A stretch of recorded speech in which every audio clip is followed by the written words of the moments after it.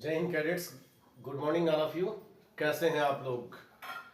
मैं हूं संतोष सर एनो और आप पढ़ेंगे डिजास्टर मैनेजमेंट की क्लास। परीक्षाओं का डेट आ गया। जो ए सर्टिफिकेट का एग्जाम होने वाला है मार्च में होने वाला है, बी सर्टिफिकेट का एग्जाम मार्च में होने वाला है और सी सर्टिफिकेट एग्जाम आगामी फरवरी में होने वाला है। ऐसा लेटर बटालियन से आ चुका है। इसको ध्यान में रखते हुए हम लोग अब तैयारी में जुट जाते हैं।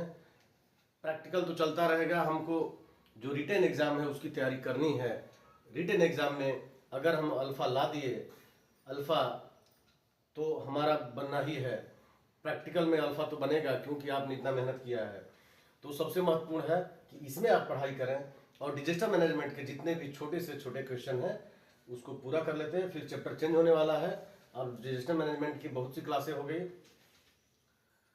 तो आइए बिना देर किए हम लोग जानते हैं कि डिजास्टर मैनेजमेंट आपदा प्रबंधन से जो प्रश्न आने वाले हैं, चूंकि प्रश्न आएंगे ऑब्जेक्टिव टाइप, लेकिन मैंने वन लाइनर टाइप का बना दिया है ताकि आपको याद रहे और फिर आप परीक्षा में कम समय में हल कर पाए। कारण यह है, it is reason that there is very less time and the question is 175। पहला क्वेश्चन है, भूकंप किस प्रकार की आपदा है?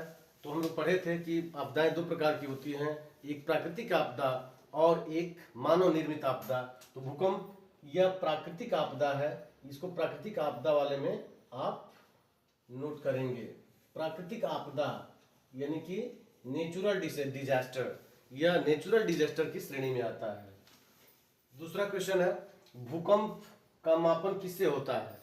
भूकंप आता है तो उसके लिए एक यंत्र बनाया गया है जिसके लिए भूकंप उस पर जो नोट करता है, सीस्मोग्राफ पर नोट करता है। लेकिन उस मशीन का, उस यंत्र का नाम है रीचर स्केल।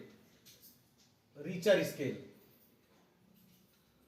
रीचर स्केल उत्तर लिखेंगे और जिस पर नोट किया जाता है उस पेपर पर उसको हम सीस्मोग्राफ कहते हैं। तो दूसरा क्वेश्चन हो गया, भूकंप का मापन किससे होता है? तो रीचर स्केल से होता है। भोपाल गैस त्रासदी किस प्रकार की आपदा है? भोपाल में एक गैस लीक हो गया था जिसमें बहुत ज्यादा लोग उस गैस के चपेट में आने से मर गए थे। उसी यह चलता है बहुत दिनों से भोपाल गैस। तो भोपाल गैस आते ही आप जानेंगे कि गैसों का इकट्ठा करना, रख रखाव करना और उससे लीक हो जाने पर मनुष्य का मर जाना, जानवरों का मर जाना, तो एक प्रकार की यह त्रासदी किस प्रकार की आपदा है? तो मानव निर्मित आपदा है। मैन मेड ये आपदा है। मैन मेड, मानव निर्मित आपदा, इसको लिखेंगे। अगला क्वेश्चन है, सुनामी प्रभावित क्षेत्र कौन से हैं? तो सुनामी जो होती है, सुनामी जो वर्ड है, शू, TSU होता है। शू जो शब्द है जापानी शब्द है। शू मीन्स होता है वेव्स और नामी मीन्स बैंक ऑफ सी, समुद्री किनारा। तो सुनामी का मतलब ही होता है समुद्री किनारा। जो प्रभावित जो क्षेत्र होगा वह समुद्री किनारे यानी कि समुद्र से सटे हुए जितने भी क्षेत्र होंगे वह उसको समुद्री किनारे, यहां पर हम उत्तर लिखेंगे। तो प्रभावित क्षेत्र पूछ दिया है तो इसलिए जो प्रभावित क्षेत्र होगा समुद्र का किनारा ही होगा। बाढ़ के प्रमुख मानव निर्मित कारण क्या है? बाढ़ चूंकि ऐसा ये विषय है कि मानव निर्मित भी है और प्राकृतिक भी है। प्राकृतिक किस तरीके से है? तो इतना बारिश हो जाएगा कि बहुत से ही पानी बढ़ जाएगा, लेकिन बाढ़ न आए इसके लिए क्या करते हैं? बांध बना देते हैं, पेड़ों का कटाव करते हैं मनुष्य, तो उसका कारण हो जाता है और क्षति पहुंचती है। तो इसे प्रमुख कारण में हम लिखेंगे वन का विनाश, वन की कटाई भी कह सकते हैं। वनों, जंगलों की कटाई करते हैं, इससे नुकसान होता है और फिर जो बाढ़ आता रहता है, बढ़ता चला जाता है। सामूहिक संहारक पैंडेमिक रोग कौन से हैं? तो पैंडेमिक रोग वो रोग होते हैं जो बहुत ज्यादा को चपेट में ले लेते हैं। जैसे कोरोना पैंडेमिक हो गया, महामारी आती है तो उसको जो है जैविक, जैविक इसको कह सकते हैं। जैविक, बहुत ज्यादा मात्रा में इससे लोग मरते हैं। कोरोना हो गया, और भी महामारियां आती हैं। कोई इन्फ्लुएंजा शब्द का तात्पर्य क्या है? इन्फ्लुएंजा, तो इन्फ्लुएंजा का तात्पर्य है फ्लू। फ्लू से मतलब होता है बुखार होता है।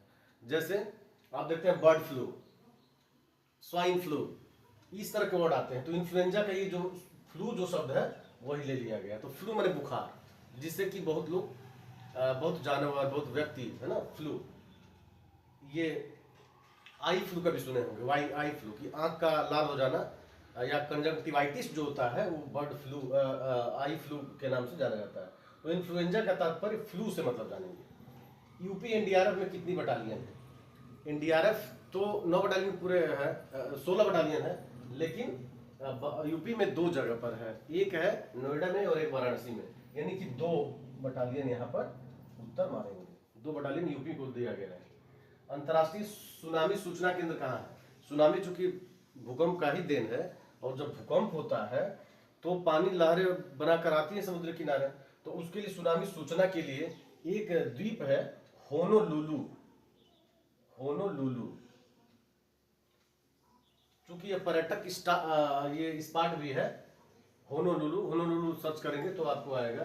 सुनामी, अंतर्राष्ट्रीय सुनामी से सूचना केंद्र यहाँ पर बनाया गया है। कोई भी आएगा सुनामी तो पहले यहाँ पर कुछ पता चल जाएगा। सुनामी कितने समय तक चलती है? तो सुनामी जो भूकंप है चला है तो यह 5 मिनट से लेकर के 5 मिनट से 2 घंटे तक ये रह सकता है। ये उत्तर आपका सही होगा। ऑब्जेक्टिव टाइप में ही ये उत्तर आएगा तो आपको सही करना होगा। गुजरात में भूकंप कब आया था? तो भूकंप गुजरात में 2001 में आया था। गुजरात में यह इतना प्रभावशाली था, इतना ज़्यादा क्षति पहुंचाया था कि 26 जनवरी के दिन, जिस दिन 26 जनवरी का अंतर्राष्ट्रीय अपने भारत का गणतंत्र दिवस मनाया जाता है, उसी दिन यह भूकंप आया था। लड़के प्रभात फेरी कर रहे थे और भूकंप आ गया, गिर गई बिल्डिंगें, बहुत लोग दब गए। I know this and I was then present here. मुझे याद है कि 2001 में बहुत क्षति पहुंचाया था। तो प्रश्न आएगा गुजरात में भूकंप आया था तो 2001 में आया था। उत्तराखंड में बाढ़ कब आया था?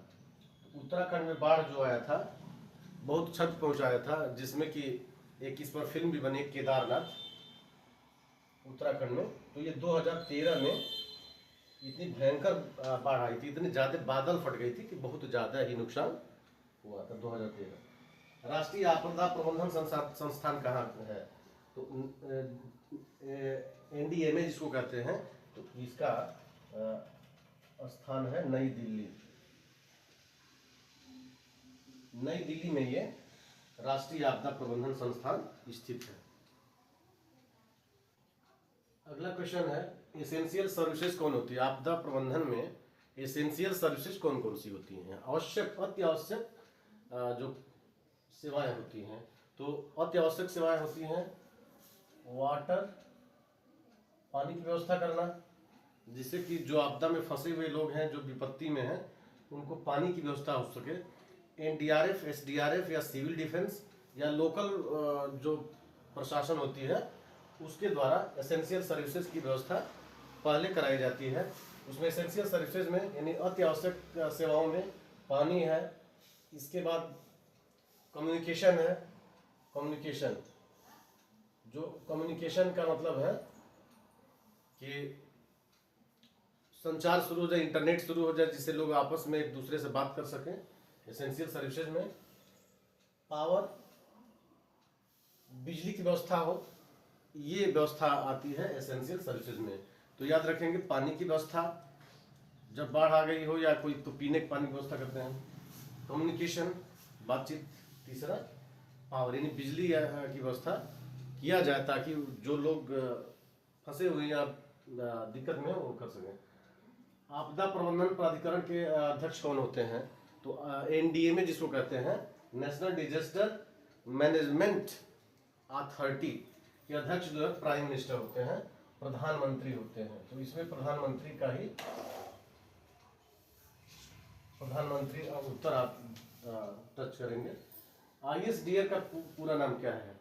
आईएसडीआर एक ऐसी संस्था है जो कि पूरे विश्व में ये है, और किस तरीके से विपत्तियों को, आपदाओं को उसके कम कर दिया जाए, उसके खतरों को कम कर दिया जाए, इस पर ये काम करती है। तो इसका जो फुल फॉर्म है इंटरनेशनल, आई से इंटरनेशनल है, इंटरनेशनल स्ट्रेटजी है, स्ट्रेटजी है, स्ट्रेटजी फॉर डिजास्टर, डी से डिजास्टर है, डिजास्टर, डिजास्टर, और आर से है रिडक्शन, रिडक्शन में कम करना, रिडक्शन है। एनडीएमए की स्थापना कब की गई थी? तो एनडीएमए की स्थापना जो हुई थी वह NDMA, national disaster management authority, केंद्रीय समाज कल्याण बोर्ड की स्थापना कब गई थी? तो केंद्रीय समाज कल्याण बोर्ड की स्थापना की गई थी 1953 में, 1953 में इसकी स्थापना कर दी गई थी। तो इस तरीके से क्लास हम लोग डिजास्टर मैनेजमेंट का आज जाने। ये एनसीसी किरण जो बुक है आपके लिए काफ़ी उपयोगी साबित होगी, तो अपने पास रखिए और ले लीजिए। लेने के लिए आप संपर्क कर सकते हैं, बात कर सकते हैं। आज के लिए इतना ही। देखते रहिए, जुड़े रहिए और देश के लिए सेवा के लिए तत्पर रहिए। तब तक के लिए